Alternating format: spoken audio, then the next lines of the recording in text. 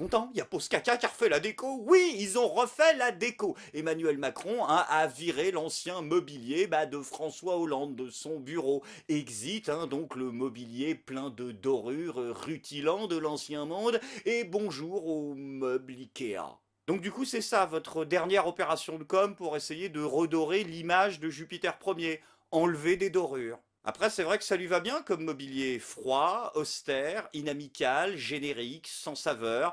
Bref, une gigantesque tache de merde au milieu du décorum flamboyant et séculaire de la France. J'espère que ça coûte pas trop cher en tout cas, parce que moi je suis un peu inquiet. C'est vrai que quand je vois ça, ça me rassure pas vraiment sur l'état des finances de la France. Je me dis que si Macron a été obligé de recycler le canapé qu'il a utilisé pour l'entretien d'embauche de Marlène Schiappa, c'est vraiment qu'on doit plus avoir de pognon. Et inutile de vous le dire, je suis pas le seul à être inquiet quant à l'état actuel de la France. 39e jour, 13 heures à la maison, en vivant finalement la même chose qu'une grande majorité de Français, avec un événement pour moi hier, je vous raconte tout, ma première sortie sur Terre depuis 6 semaines, pour un rendez-vous important, et la surprise, dans une ville à côté de chez moi, un monde fou sur les trottoirs, des adultes, des enfants qui jouent, plein de monde, sans masque, sans contrôle. Quel contraste avec les reportages où on nous montre des PV infligés à des gens qui se promènent tout seuls sur une plage ou en montagne ou en forêt alors qu'il n'y a aucun risque dans les régions où il n'y a pas de virus.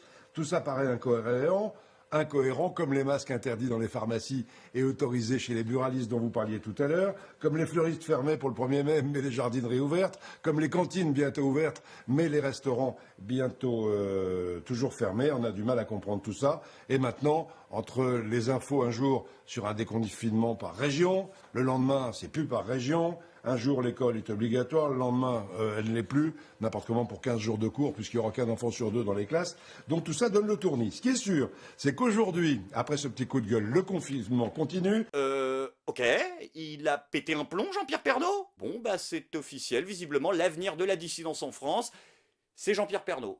Et accessoirement le JT de TF1. Y a pas à dire, ça fait plaisir de voir ça à la télévision. C'est nettement plus agréable à l'œil que les émissions cancer, genre C'est à vous, qui refusent d'ailleurs toujours de s'arrêter, en dépit des recommandations. Je voudrais rebondir sur cette histoire de masque. Je pense que c'est pas le message qui est annoncé. Le message, c'est qu'il faut se confiner. Je vous rappelle que le virus se transmet par les gouttelettes, par les postillons, quoi. Donc si vous voyez personne, le masque est complètement inutile. Le masque, il faut le porter si vous avez une fait de société, si vous êtes sur un plateau télé. Et le plateau télé, faut peut-être arrêter d'en faire en ce moment parce que c'est peut-être une zone de contamination. Pourtant, notre mission est d'informer. On est une chaîne C'est pour ça que je suis venu avec un masque. Et je pense qu'il faut informer les Français de ce problème. Après, c'est vrai que l'idée est bonne, mais c'est pas avec des masques que tu vas régler le problème, Patrick Cohen. Non, là, il faut carrément l'attaquer aux gaffeurs. Non, les mecs, faut redescendre sur Terre. Vous n'êtes pas une émission d'information, vous êtes une émission de désinformation. Et qui plus est, inutile, parce que pour nous désinformer, on a déjà le gouvernement. Et accessoirement, Claire au Petit. Donc vous avez... Juste Claire au Petit, c'est Jérôme Salomon qui tous les soirs nous a dit ne portez pas de masque. Parce que vous aviez aussi tous ces professeurs de médecine super génial qui n'arrêtaient pas de vous dire... Mais c'est pas vrai. Et tout le monde savait qu'il fallait des masques. Mais tout le monde le savait. Sur le même plateau, ils s'engueulent eux-mêmes. Pas sur les masques, ils s'engueulent pas beaucoup sur les masques. On ne les voyait même pas, on ne savait même plus que si ça existait, le professeur, ou alors il fallait vraiment avoir un problème médical pour en rencontrer un, et tant mieux. Et là maintenant, on les voit sur plateau sur plateau. Il y en a un qui nous dit qu'il faut faire ceci, il y a l'autre qui nous dit non. Putain, elle est en forme en ce moment, Claire. Donc d'accord, si je résume, si le gouvernement a menti aux gens sur les masques, c'est la faute des médecins. Donc après l'opération de com Sauvons Poscaca, visiblement c'est maintenant le tour de l'opération Sauvons Jérôme Salomon. Je crois pas que tes arguments vont suffire, Claire. Le masque grand public, que nous encourageons fortement, c'est un complément. Je rappelle ce soir la bonne conduite concernant le port du masque. Il ne faut pas porter de masque si nous ne sommes pas malades. Il ne faut pas porter de masque lorsqu'on n'est pas soignant. J'ai toujours plaidé pour l'accès au masque grand public. Aujourd'hui, les informations qu'on a de la plupart des études scientifiques internationales et même françaises, c'est que les personnes qui ont fait une infection virale développent des anticorps. Ce qu'a dit l'Organisation mondiale de la santé tout à l'heure, aucune preuve en fait qu'on développe des anticorps qui permettent d'éviter justement une réinfection pour les malades. Donc il y a bien une immunité. Normalement, quand on a fait une infection par le coronavirus, on a une immunité. Ils nous disent à la date du 24 avril, aucune étude n'a évalué si la présence d'anticorps confère une immunité contre une future infection par ce virus chez les humains. toute façon, l'argent vient toujours d'un impôt. Quoi qu'il arrive, vous avez toujours... Est-ce qu'on peut pas en fournir gratuitement, peut-être pour les gens qui ont très peu de revenus, pour les gens qui sont au chômage, pour les gens qui sont au RSA? Alors, au chômage, ça dépend, parce qu'au chômage, vous avez des personnes au chômage qui... Voilà, je ne monte pas sur les mots, vous comprenez ce que je veux dire. Oui, mais ça fait rien, je remonte quand même un petit peu, on gère, hein, et à gérer. Vous avez, il me semble que nous avons quand même, le gouvernement a débloqué pour les personnes en difficulté des allocations quand même surélevées, pour pouvoir en faire... Donc vous trouvez normal, pour faire clair, c'est pas ça. Vous trouvez normal que les gens s'achètent leur masque et leur gel? Normal, oui, d'une certaine façon. Il est bien évident. Vous savez, c'est extrêmement difficile. On va dire, bon bah là, on va le donner dans une catégorie. Quelle catégorie? C'est-à-dire que vous allez aller chez le pharmacien ou au marchand de tabac ou dans la grande surface, donner votre papier comme quoi vous êtes RSA, vous êtes en difficulté, donc on vous les donne à vous gratuit, etc. C'est pas possible. Donc c'est toujours facile de dire, on y va, c'est gratuit. Après, il y a le respect aussi. Tout le monde n'a pas besoin de savoir qui... Voilà. Donc, et donc plus facilement sur des subventions supérieures à des personnes qui sont en grande difficulté que la gratuité. Non, de toute façon, rien, jamais n'est gratuit. Ah ouais, carrément! C'est-à-dire que vous nous dites de donner nos masques au gouvernement, et puis maintenant ils nous les revendent 5 €. C'est-à-dire ils nous font la combine de la BCE, mais à l'échelle française, c'est merveilleux. Non mais attends, je suis désolé Claire, 5 € par-ci, 5 € par-là, entre les APL et les masques, bah comment je vais faire pour t'inviter au McDo après le confinement, Claire? S'il te plaît, reviens!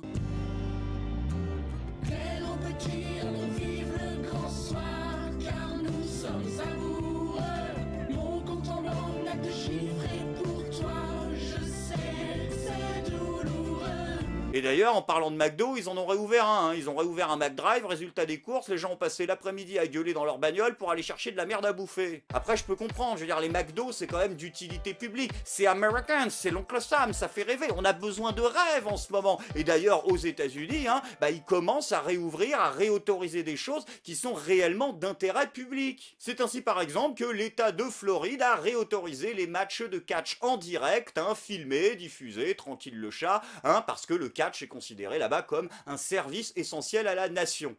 À quoi? On fait la même chose en France, des multimillionnaires entourés de pétasses qui passent leur temps à faire semblant de se foutre sur la gueule pour assurer le spectacle, on a les mêmes en France, ça s'appelle des députés LREM, et eux ils ont le droit de travailler. Quant à Donald Trump, de son côté, il a pas peur de proposer des idées innovantes pour lutter contre le coronavirus. A question that probably some of you are thinking of if you're totally into that world, which I find to be very interesting. So, supposing we hit the body with a tremendous, whether it's ultraviolet or just very powerful light, and I think you said that hasn't been checked, but you're going to test it. And then I said, supposing you brought the light inside the body, which you can do either through the skin or in some other way. And I think you said you're going to test that too. Sounds interesting. Right, and then I see the disinfectant, where it knocks it out in a minute, 1 minute.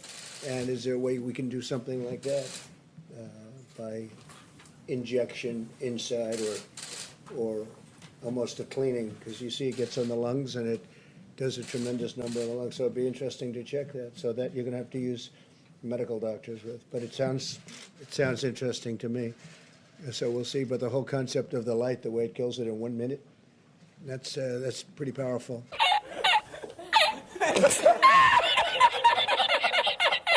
Bon après, pour défendre un petit peu Donald Trump, son vrai problème, c'est pas tant lui-même que sa conseillère. Là, on atteint quand même un certain niveau. So we have every right to know, and every right to know because of what's happened here in this global pandemic. But there's another reason.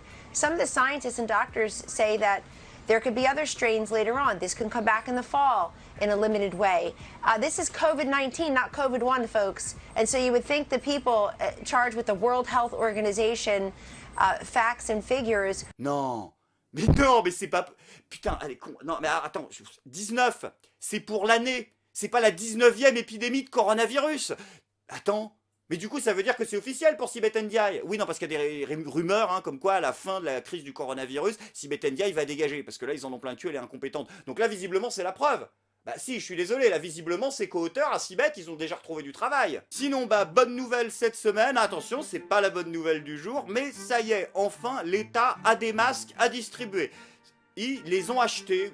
Ouais, enfin, on a des masques, c'est bon, c'est pas... Ouais. Oui, voilà, c'est un ami, il avait des... Ils sont démerdés, il n'y a pas besoin de... Ils les ont volés, voilà. Oui, vraiment, ils les ont volés, l'État a volé les masques des collectivités locales pour dire que eux, ils en avaient... C'est... Non, mais vraiment, ils l'ont fait, quoi. C'est... Qui ils ont envoyé pour ça? Bah, votre avis, Christophe Castaner, le mafieux, et le mec le reconnaît, il a pas peur. Alors pour les masques, par contre, il n'y a pas de pognon, mais soyez rassurés, pour les gaz lacrymogènes, il y en a, puisque l'État français vient d'effectuer une commande record de gaz lacrymogène pour l'après-confinement. Sandek, vous allez justifier ça comment? Je veux dire, non, pas chiapa! Monsieur Bourdin, s'il vous plaît, Monsieur Bourdin, pas de spread cutting, Monsieur Bourdin. Je vous rappelle, Monsieur Bourdin, que le gouvernement a à cœur de proposer aux Français les masques de la meilleure qualité possible. Et c'est pourquoi le gouvernement a commandé une grande quantité de gaz lacrymogène qui sera bien sûr, Monsieur Bourdin, utilisé pour tester la fiabilité de ces masques. Quant au fait de savoir, puisque vous me le demandez, Monsieur Bourdin, si j'ai été testé, oui, Monsieur Bourdin, j'ai été testé. Effectivement, on m'a posé beaucoup de questions, on m'a demandé de faire des calculs, ensuite il fallait regarder des formes avec des couleurs, mais rassurez-vous, les tests sont formels, je suis négative. Ne me regardez pas! Sans transition les amis, c'est maintenant le moment de la bonne nouvelle du jour, et une fois n'est pas coutume dans Je suis pas content, cette fois-ci je vous propose une vraie bonne nouvelle du jour. Ne l'appelez surtout pas Tom Moore, il risquerait de se vexer. Je suis le capitaine Moore et je marche pour le NHS, l'hôpital public. À 99 ans, le capitaine Moore, donc, est fier de son grade et surtout de son passé dans l'armée britannique. Mais aujourd'hui, c'est au personnel soignant en première ligne face au Covid-19 qu'il veut rendre hommage. Alors il marche encore et encore pour lever des fonds pour le NHS, l'hôpital public. Avec son déambulateur, lui qui s'est récemment brisé la hanche. Son objectif, faire 100 fois le tour de son jardin, 2,5 km, en espérant récolter un peu plus de 1 000 €. Sur Internet, son initiative est allée bien au-delà de ses espérances. Plus de 5 millions d'euros déjà amassés, 5000 fois plus, et un succès inattendu. Merci donc à ce nonagénaire britannique de nous prouver que l'on peut en effet être en marche et réellement servir à quelque chose. Je suis pas content!